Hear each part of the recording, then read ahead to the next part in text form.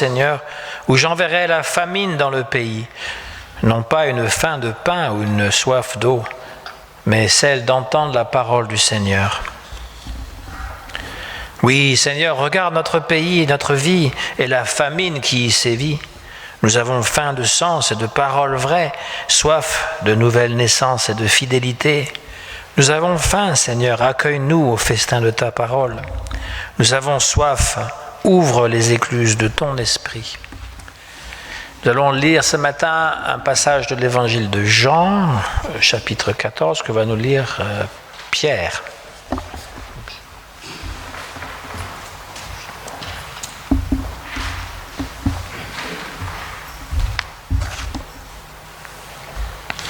Que votre cœur ne se trouble point. Croyez en Dieu et croyez en moi. Il y a plusieurs demeures dans la maison de mon Père. Si cela n'était pas, je vous l'aurais dit. Je vais vous préparer une place. Et lorsque je m'en serai allé, et que je vous aurai préparé une place, je reviendrai, et je vous prendrai avec moi, afin que là où je suis, vous y soyez aussi. Vous savez où je vais, et vous en savez le chemin. Thomas lui dit, « Seigneur, nous savons où tu vas. Comment pouvons-nous en savoir le chemin ?» Jésus lui dit, « Je suis le chemin, la vérité et la vie. Nul ne vient au Père que par moi. Si vous me connaissez, vous connaîtrez aussi mon Père. Et dès maintenant, vous le connaissez et vous l'avez vu. » Philippe lui dit, « Seigneur, montre-nous le Père, et cela nous suffit. » Jésus lui dit, « Il y a si longtemps que je suis avec vous, et tu ne m'as pas connu, Philippe ? Celui qui m'a vu a vu le Père. Comment dis-tu ? Montre-nous le Père. Ne crois-tu pas que je suis dans le Père et que le Père est en moi ? Les paroles que je vous dis, je ne les dis pas de moi-même. Croyez-moi, je suis dans le Père et le Père est en moi. Croyez-moi à cause de les œuvres.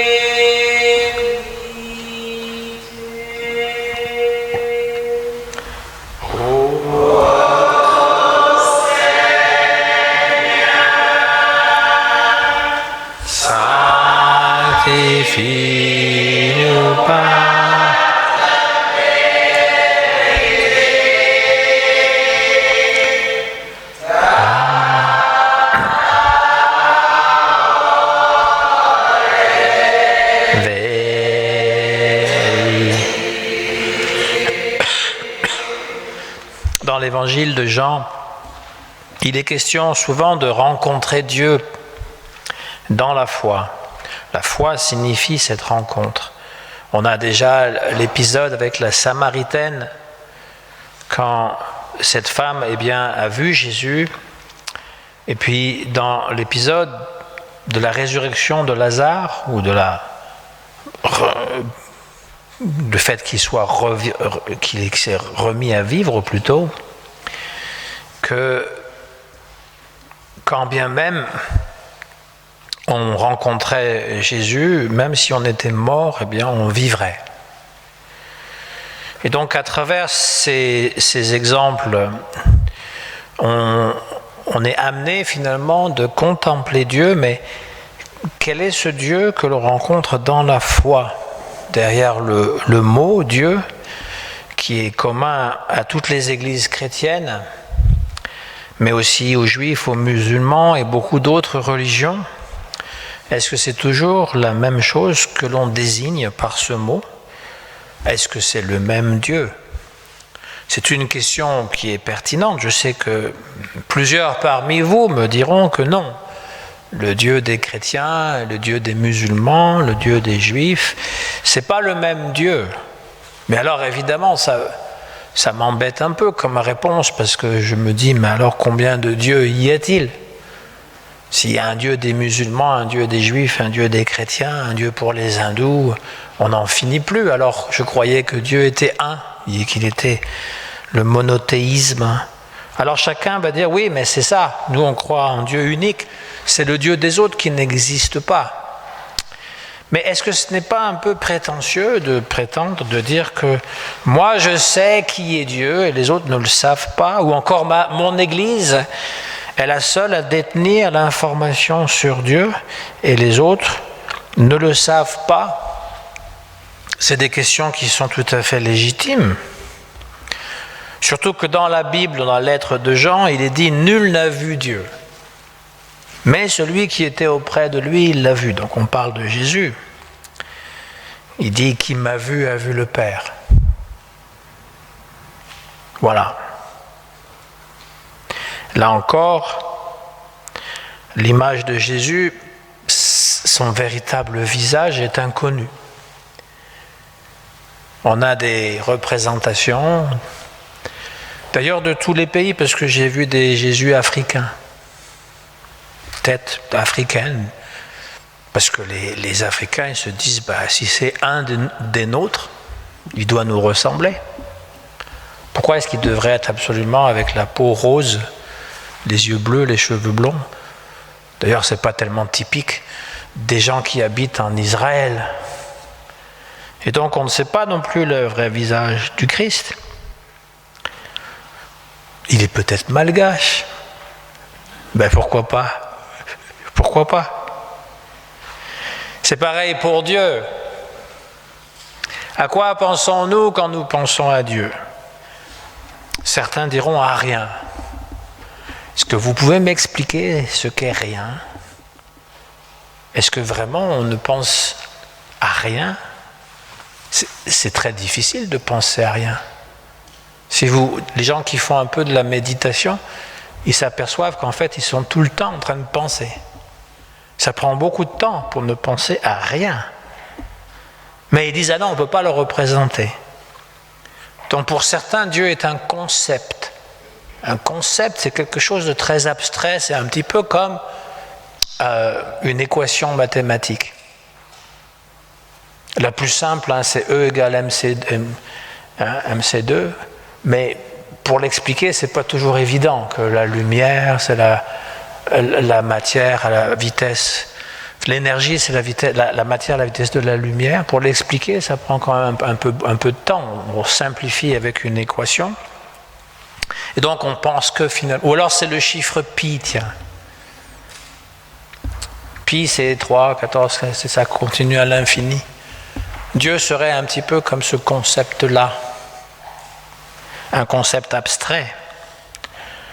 Pour d'autres encore, Dieu, c'est un vieil homme barbu, comme on le représente parfois, surtout chez les catholiques, parce qu'il a créé le monde, donc il est vieux, et donc il est aussi expert en tout, on va dire. Ce sont des images qui peuvent nous venir à l'esprit. Ah, puis aussi, j'ai oublié, la plupart des gens, ils ne pensent pas à Dieu. C'est pour ça qu'ils ne disent rien. Quand je pense à Dieu, je pense à rien, parce que j'y pense jamais. Donc finalement, la question ne se pose pas. Plus pernicieux, nos images de Dieu, parce que nous en avons, en dépit de ce que nous croyons, reflètent notre propre conscience, nos propres expériences. Il n'est pas rare d'entendre des gens qui conçoivent Dieu à l'image de leur peur. Un Dieu terrible qui punit les pécheurs, une sorte de personne qui juge, ou encore un Dieu à l'image de notre puissance. Hier, on était dans une espèce de colloque, et donc il y avait quelqu'un qui était très fier de dire qu'il était général 3 étoiles dans l'armée, qui était donc aussi responsable d'une église, et pour moi, ça ne fait aucun doute que pour lui, Dieu est un guerrier. Ça ne fait aucun doute. Plus que caporal, lui était général, donc Dieu devait être amiral. Vous savez qu'on leur met des hauteurs de chapeau, vous savez, le chapeau grimpe de plus en plus quand on a du grade. Donc j'imagine que Dieu doit avoir un chapeau qui monte jusqu'au ciel. Et d'ailleurs, c'est un de ses titres dans la Bible, le Dieu des armées. Il combat pour nous. Mais mettez les Russes d'un côté, juste comme ça, un exemple. Et puis les Ukrainiens de l'autre. Et Dieu est avec qui, à votre avis? Chacun a pris le même Dieu. Tout comme lorsqu'il y avait la guerre entre les Allemands et les Français, les Allemands, ils avaient sur leur ceinture « Dieu est avec nous ». Ben oui, mais les Français ils disaient là pareil. Puis ils sont tous les deux morts. Et donc on a l'impression des fois que Dieu, pour être efficace, il faut pouvoir l'inciter. Réveille-toi, il y a une guerre qui se passe, il faut que tu détruises l'ennemi. Ou encore, si ça ne marche pas, parce que le roi Saül, le premier roi d'Israël, il avait invoqué Dieu, mais il n'avait pas répondu. Comme la plupart de nos prières, je ne sais pas si vous avez remarqué, on prie, mais des fois Dieu il ne répond pas. En tout cas, il ne répond pas comme on voudrait. Ou il ne répond pas assez vite, au temps où on voudrait. Il y a d'autres prières qui sont exaucées, il n'y a pas de problème, mais il y a quand même des prières, on dirait que Dieu ne répond pas. Et c'est ce qui s'était passé avec le roi Saül. Dieu n'avait pas répondu.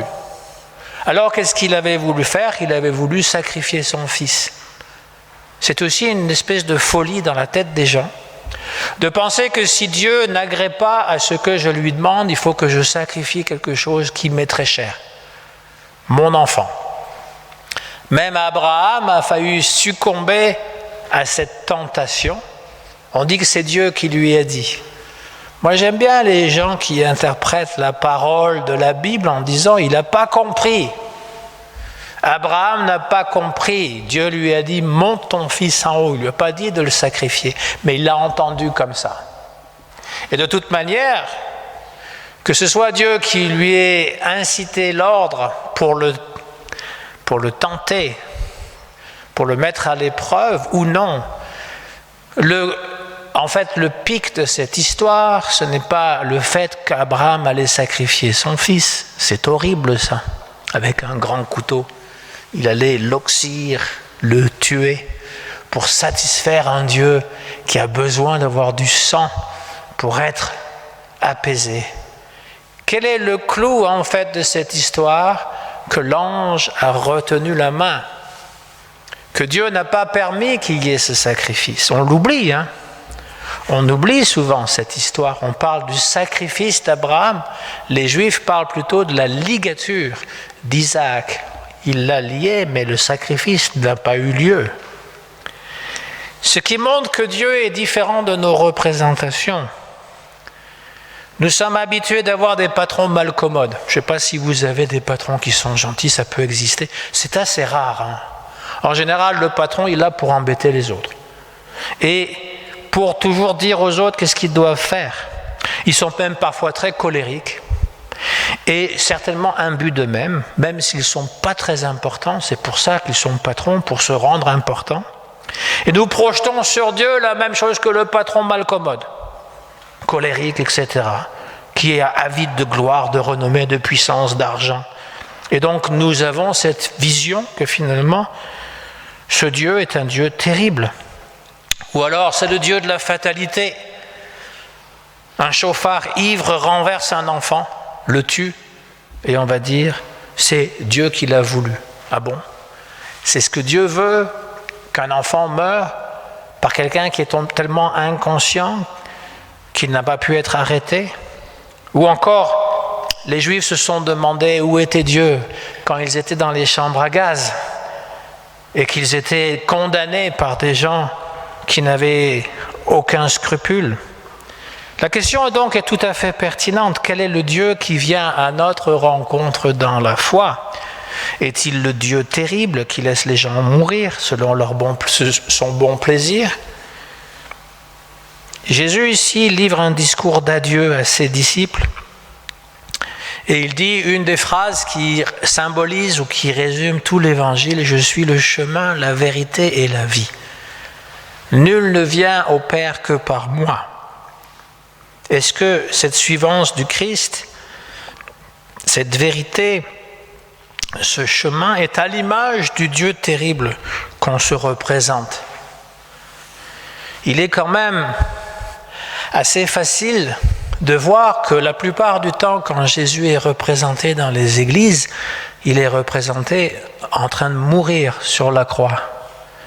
Il est représenté dans d'atroces souffrances.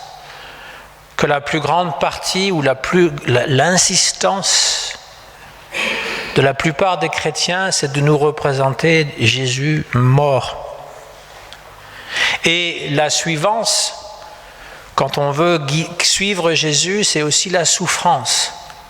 C'est-à-dire qu'on doit porter sa croix et qu'on doit négliger la vie que Dieu nous a donnée. Si vous connaissez un petit peu ce que la psychologie nous a apporté, la psychologie, c'est pour nous dire en fait qu'il y a beaucoup de choses que nous faisons mal dans la vie et que très souvent nous avons ce qu'on appelle des névroses, c'est-à-dire des façons qui sont distordues de la réalité.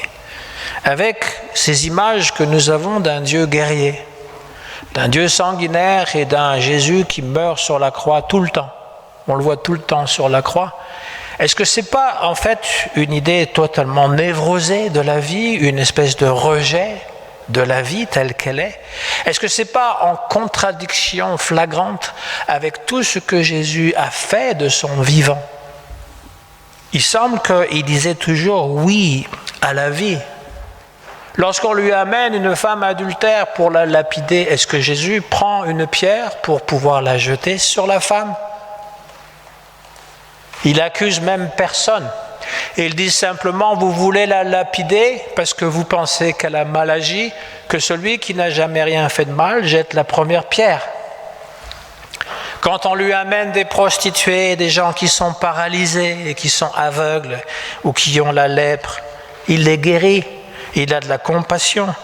Il redonne vie à ces gens qui ont été bannis de la société, d'une société qui finalement est cruelle. Il les réintroduit dans la société. Il permet à ce que les boiteux marchent et les sourds entendent. Pourquoi? S'il déteste la vie, s'il dit que finalement la vie c'est souffrir et finir sur une croix, et que c'est là que vous finirez tous, pourquoi fait-il ça? Pour montrer que le royaume est déjà là. Et c'est ce qu'il répond même à Jean le Baptiste, qui est en prison. Es-tu celui qui doit venir? Il dit, les gens qui sont aveugles voient, les gens qui ne marchaient pas marchent, les lépreux sont guéris. Ça montre que lui, Dieu est venu sur terre. Toutes ces guérisons sont d'ailleurs des résurrections. Si vous constatez dans le temple protestant, il y a toujours une croix vide. Jésus n'est pas sur la croix. Il y a une raison, c'est qu'il est ressuscité. Et que ce que nous célébrons, c'est la vie de Jésus, pas le Jésus mort, même si ça lui est arrivé. Vous savez que pendant 400 ans, on n'a jamais représenté la croix. Les chrétiens n'ont jamais représenté la croix pour parler de Jésus, encore moins le montrer dessus. Donc cette espèce d'image est devenue une image pieuse. Il y a quelque chose quand même de profondément morbide, c'est-à-dire qu'il nie la vie. Lorsqu'il parle du bon berger, je suis le bon berger, je donne ma vie pour mes brebis, je suis venu dans le monde pour qu'ils aient la vie et qu'elles aient la vie en abondance. Il est en train de dire que la vie c'est quelque chose de bon. Il est venu réconcilier l'homme avec Dieu, avec ce Dieu qui pourrait paraître très lointain ou même en colère. Il est venu pour nous dire, votre Dieu, vous pouvez vous approcher de lui comme un Père bienveillant, un Père qui vous veut du bien, pas un Père qui vous met des raclés et qui est souvent absent ou qui est colérique, mais un Père qui vous veut vraiment du bien. Il est en train aussi de dénoncer toutes les illusions qu'on pourrait avoir sur la vie. Vous voulez accumuler des richesses. Il donne cet exemple de la personne qui achète un grenier pour mettre plus du grain qu'il a accumulé, mais cet homme meurt dans la nuit. Et donc tout ce qu'il a accumulé, c'est en vain. Vous savez, le trou dans lequel on nous mettra, que vous soyez riche ou pauvre, c'est la même chose. Vous aurez peut-être vous aurez peut-être un cercueil plus cher, mais vous finirez tous dans le même trou. Et c'est une illusion de penser que ça ne nous arrivera pas. Mais Jésus, même à travers sa propre mort, il ne reste pas sur la croix, c'est une traversée pour renaître. C'est le message qu'il donne aussi à Nicodème. Et donc, ici, il nous incite à le rencontrer vivant, non pas mort. Que la vraie vie, elle doit être rencontrée à travers lui. Nous n'avons pas à avoir honte d'être des êtres vivants, d'être des personnes capables de désirer, de pouvoir aimer et d'être aimés. Nous n'avons pas besoin d'avoir honte, d'avoir une sexualité, même de posséder de l'argent. Dieu dit, même dans la Bible, je mets devant toi la vie et la mort, choisis la vie. On pourra choisir la vie en suivant ce Jésus qui nous fait découvrir un Dieu miséricordieux et compatissant, lent à la colère, riche en bonté et en fidélité. Dieu qui n'hésite pas à manifester la tendresse d'une mère, la jalousie d'un époux, la compréhension d'un père, un Dieu de relation. C'est cette autre image aussi de Jésus. Il est chez quelqu'un, une dame rentre, et on dit que c'est une dame qui a des mœurs un peu douteuses, et elle lave les pieds de Jésus avec un parfum très cher. Et comme elle a des longs cheveux, elle va essuyer les pieds de Jésus avec ses cheveux. Je ne sais pas si vous pouvez essayer, si ça va sécher avec les cheveux. Mais ce qui est certain, c'est qu'il y a une petite note presque érotique dans ce geste. Mais Jésus accepte. Alors que les autres critiquent mentalement, s'ils savaient quelle est cette femme, jamais ne la laisseraient s'approcher de lui. Et Jésus, devinant leurs pensées, parce qu'il connaissait les pensées des gens, et il dit, toi Simon, il s'adresse à son hôte, quand tu m'as fait venir dans ta maison, tu ne m'as pas lavé les pieds, tu ne m'as pas versé des larmes, tu n'as pas essuyé ses pieds. Elle, qui est une femme qui a fait beaucoup de péchés, parce qu'elle a beaucoup aimé, elle sera beaucoup pardonnée. Et donc, il est en train de dire que la vie, sous toutes ses formes, surtout si elle est accompagnée par l'amour, cette vie, elle mérite d'être vécue. Elle mérite aussi qu'on puisse découvrir ce qui est le plus important. Nous avons tous besoin de tendresse, d'amitié, d'attention, surtout dans un monde qui finalement est figé par la bureaucratie, par les choses impersonnelles, par la fatalité, on ne peut rien faire, c'est comme ça, qui est rempli d'hypocrisie. On a besoin d'avoir la rencontre avec une personne vivante. Jésus était pleinement vivant et il appelait vers la joie de vivre. Nous avons besoin d'amitié, de beauté, de bonté, autant que de pain. Partager sa joie simplement et sans jalousie, c'est un service à se rendre. Jésus a prêché pour que nous puissions aller dans ce chemin de vie et de joie. Et il attend de nous, les disciples, que nous puissions propager cette joie, qu'il n'y ait aucune ambiguïté aussi pour qu'on puisse défendre la paix et la justice, et que nous puissions être assez humbles pour reconnaître que nous avons besoin des autres. Donc quand Jésus dit « Je suis le chemin, la vérité et la vie » et qui m'a vu a vu le Père, c'est de tout cela qu'il est en train de dire. Il faut voir Jésus dans sa bonté, dans son amitié profonde pour les êtres humains. Et là, alors on peut comprendre que Dieu est aussi l'ami suprême et qu'il est un vrai Père aimant pour ses enfants. Voilà ce que Jésus cherche à nous dire pour aujourd'hui. Amen.